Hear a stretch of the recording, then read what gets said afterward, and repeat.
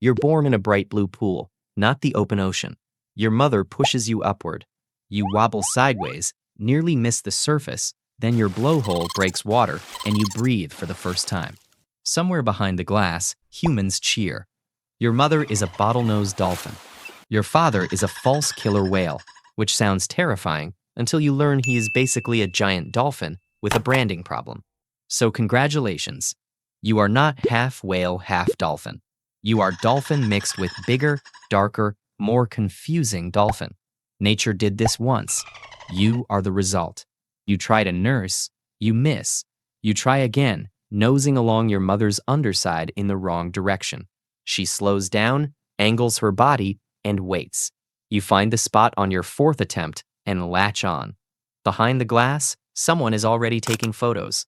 A few weeks later, you try to play with the bottlenose calves. They are fast, lighter than you. They snap through tight turns like they are on a track. You follow, cut hard, and overshoot by a full body length. You crash directly into a floating ring. It bounces off the wall. The calves scatter, regroup, and keep going without looking back. You downloaded dolphin software onto slightly confusing hardware. Your body is not broken. Your fins work. Your tail works. You are just larger, heavier, and built on a slightly different blueprint. The other calves are not avoiding you on purpose. You just keep showing up half a second late and a meter off course. You do 3 more laps alone, then stop near the wall and click softly. The clicks come out lower than the other calves. One of them pauses, stares, then swims away. At a few months old, your life has a routine. Morning swim, whistle, fish bucket, medical check. Afternoon swim, the same order, every day. You will never chase a live fish through open water. You will never learn to read a current. Everything you eat was already dead before it reached you. A trainer tosses a fish across the pool. You turn to track it, but the turn takes a beat too long. A bottlenose from the far side comes out of nowhere and takes it clean. You watch it swallow and swim off. The trainer tosses another. This time you rush, overcommit, and catch it sideways with the edge of your jaw. You get it down eventually. There are no sharks here, no storms, no predators. Somehow, lunch still gets stolen. One morning, trainers open the metal gate to the side pool. Your mother swims through first. You follow, then the gate hums. A low mechanical vibration moves through the water and hits you in a frequency that makes no sense. You freeze. Your body drifts sideways, and you clip your left flank on the wall. Not badly, but enough. Your mother circles back. She swims the path slowly, passes through the gate again, and waits on the other side. You follow this time and make it through. In the side pool, trainers check your teeth, your skin, your length, your weight. One of them holds your jaw open, while 2 others look inside with a light. Another writes numbers on a clipboard. A third one photographs your dorsal fin from 3 different angles. You are not sick. You are not injured. You are just interesting, and interesting things get documented. They press 2 fingers along your jawline, checking the tooth count. You have 66 teeth, more than a bottlenose, fewer than a false killer whale, and exactly the right amount to make every marine biologist in the room write something down. Even your mouth is a group project. They measure you again 3 weeks later, then again a month after that. The side pool starts to feel like a waiting room you keep getting called back into. Around 1 year old, the pool dynamics shift. You are bigger now, noticeably bigger, darker too, compared to the gray-silver bottlenoses around you. An older female has started appearing at the feeding corner at the same moment the fish bucket arrives. She positions herself just ahead of you, takes the first throw, then holds her spot for the second. You back off. She does it again the next day, and the next. On the 4th day, she moves in while you are already mid-turn toward the fish, so you do not redirect. You drive your full body weight into her side. Not a bite, not a lunge. Just a firm underwater message that says, find your own bucket fish. She tumbles sideways. The other dolphins scatter. She recovers, looks at you once, and moves to the other end of the pool. The trainer blows a whistle. You have no idea what for. At around 2 years old, trainers introduce a floating puzzle box. It is a sealed acrylic cube with fish inside. There are panels on all sides. The other dolphins circle it, pushing the top and poking the sides. Nothing opens. One of them bites the corner and gives up. You sink lower and watch from below.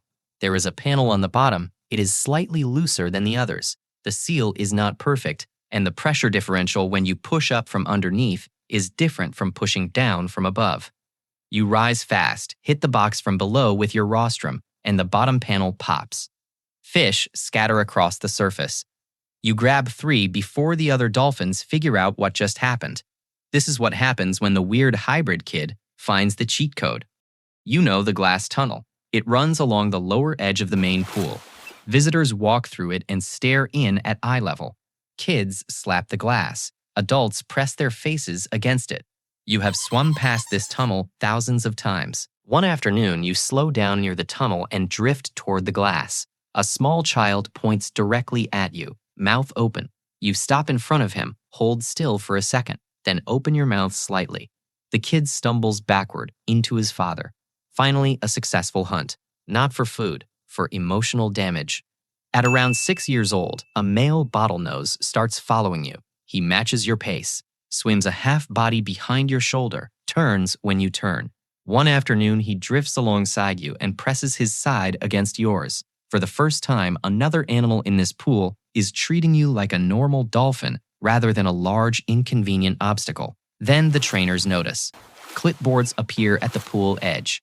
2 new people arrive the next morning in khaki shorts with a camera and a chart. They watch your every lap. They track every interaction. Nothing says romance like 3 people in khaki monitoring your reproductive potential. Your calf is born at night while the park is quiet. It drifts out and sinks slightly before it can move on its own. You push it upward the same way your mother pushed you. It breaks the surface and breathes. A trainer at the far edge writes something on a clipboard and quietly radios someone. The calf misses the nursing spot. You slow down and angle your body. It takes 4 tries. You remember this. Your calf learns the pool the way you learned it. Past the ledge, under the rope, around the deep wall, back to the gate. You show it the feeding corner. You show it which side of the gate hums and how to push through fast before the vibration settles in. When trainers open the puzzle box again, your calf circles it from the top like every other dolphin. You nudge it downward, it sinks below the box, hesitates, then rams it from underneath. The panel pops. It grabs a fish and surfaces fast, clicking loudly. The trainer marks something on a chart. One afternoon, a group of visitors slaps the glass hard, 3 times in a row. The calf panics and bolts toward the far wall at full speed. You cut across the pool at an angle, body checking it sideways before it hits the concrete. The splash soaks 2 visitors at the edge. The crowd goes quiet. Good. Everyone is trainable. Years pass. Trainers rotate. Dolphins are transferred in and out. New visitors arrive every weekend with the same faces and the same cameras. The pool does not change. You are slower now. Not dramatically, just enough to notice. A younger dolphin cuts across your path during feeding, and you do not correct fast enough. It takes your fish cleanly and is gone before you finish the turn. 2 years ago, you would have had it. Today, you let it go and wait for the next throw instead. The wall mark near the gate that you scraped on your first year is still there.